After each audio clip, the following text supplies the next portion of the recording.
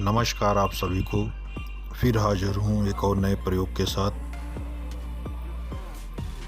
आज का जो प्रयोग है ये स्वयं सिद्ध वशीकरण के ऊपर है और ये भी कुफरी विद्या का ही जो है शब्द है, जिसे कि आपको सिद्ध करने की ज़रूरत नहीं पड़ेगी।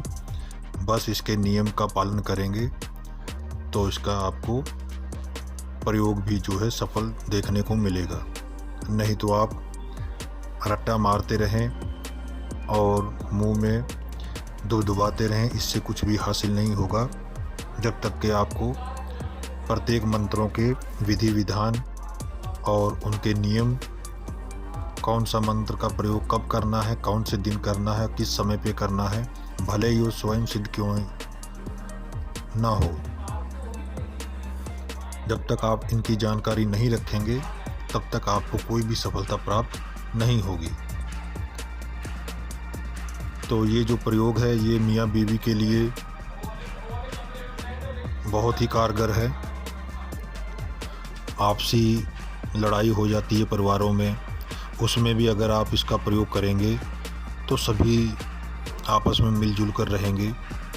इसका अगर गलत प्रयोग करेंगे तो उसका खामियाजा भी आपको ही भुगतना पड़ेगा।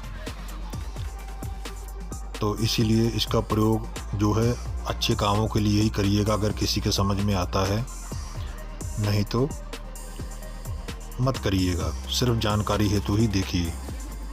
तो इसका जो शब्द का जो पूरा विवरण है मैं वीडियो में डाल दूंगा आखिरी में, वहाँ से आप इसको देख सकते हैं। तो ये जो शब्द है इसको आपको किसी भी खाने पीने की चीज़ में, पानी में पढ़ सकते हैं। खाने की कोई भी चीज़ हो, मिठाई हो, खाना हो, कुछ भी खाने की चीज़ हो, उसमें आप इसको पढ़ सकते हैं। और इसको आपको जो है 700 बार पढ़ना है और उसको प्रयोग में लाना है। ये सिर्फ आपको एक ही बार करना है। जितनी बार पढ़ेंगे उतनी बार फूंक मारना है। अगर आपने इसको सही ढंग से कर लिया तो आपको इसका जो है देखने को परिणाम मिलेगा कि ये कैसे असर करता है और कितनी जल्दी असर करता है। आपने दूसरे स्वयं सिद्ध मंत्रों को देखा होगा, वो काफ़ी लंबे होते हैं और भाषा में भी थोड़ा सा बोलने में और याद करने में हिचकिचाहट होती है, और इसमें भी कुछ हिचकिचाहट होगी आपको बोलने में, याद करने में, लेकिन ये 1-2 लाइन के ही है। कुफरी मंत्रों में ये होता है, ये खासियत है कि वो ज़्यादा लंबे नहीं होते हैं। उनमें 1-2 लाइनें ही होती हैं। बहुत कम आपको मिलेगा कि वो 4-5 लाइन के होंगे, नहीं तो ज़्यादातर वो 1-2 लाइन के ही होते हैं, जिन्हें बड़ी आसानी से इस्तेमाल किया जा सकता है।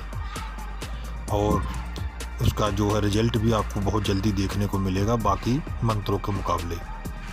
वो आपकी जो आत्मशक्ति है, ऑरा पावर है, उसके ऊपर निर्भर करता है कि उसमें कितनी तेज़ी आई है काम करने की। नहीं तो कोई भी मंत्र, मैंने आपको पहले ही बताया है कि सिद्ध होने की वजह से कोई फ़ायदा नहीं है जब तक कि आप खुद उसके जो है मुकाबले सक्षम नहीं है, तब तक वो कार्य नहीं कर पाएगा। क्योंकि ऊर्जा आपकी कहीं ना कहीं उसके साथ सम्मिलित होगी, तभी वो टारगेट को अचीव करेगा, नहीं तो नहीं हो पाएगा। तो इसमें अगर आप सिर्फ जाल का भी अगर प्रयोग करेंगे बोलने में 700 बार, अगर उसको खाली पढ़ कर दे दीजिए तो आपकी रूहानियत अच्छी है, आपकी आत्मा और उसका बल अच्छा है, तो मुझे लगता है कि आपको सिर्फ ये एक शब्द से ही आपका काम हो जाएगा।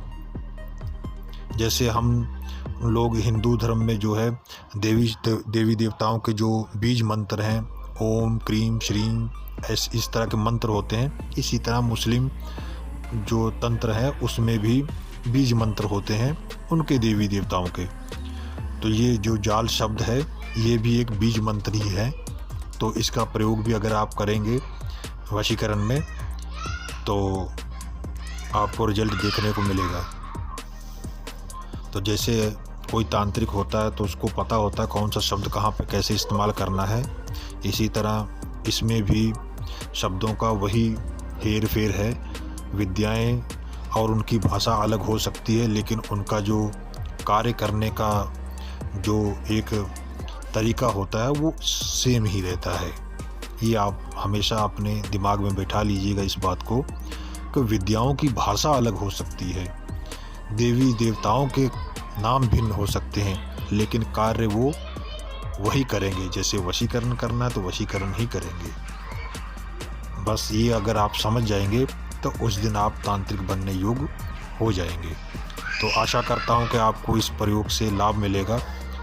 आज्ञा दीजिए, फिर मिलूँगा एक और नए प्रयोग के साथ। तब तक के लिए नमस्कार।